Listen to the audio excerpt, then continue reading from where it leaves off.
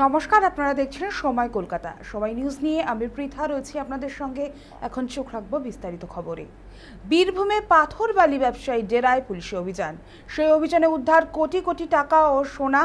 এবারের ঘটনা বীরভূমের মোহাম্মদ বাজার থানার অন্তর্গত দেউচা বাসস্ট্যান্ড সংলগ্ন এলাকায়। জানা গিয়েছে, বেআইনি পাথর ও বালি ব্যবসার অভিযোগে টুলু মণ্ডলের আত্মীয় মিনার মণ্ডলের বাড়িতে বুধবার ভোররাত থেকে তল্লাশি অভিযান চালায় পুলিশ।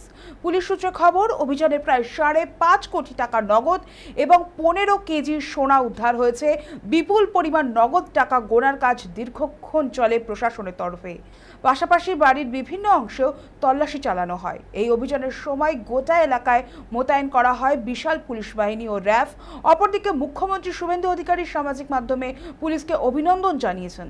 দুর্নীতির বিরুদ্ধে জিরো টলারেন্স নীতির বার্তা দেন তিনি। জানান, বেআইনি সম্পদ অর্জনকারীদের বিরুদ্ধে সরকারের অভিযান অব্যাহত থাকবে এবং কাউকে রেয়াত করা হবে না। উল্লেখ্য, টুলু মণ্ডল দীর্ঘদিন ধরে বীরভূমে পাথর ও বালি ব্যবসার সঙ্গে যুক্ত বলে পরিচিত।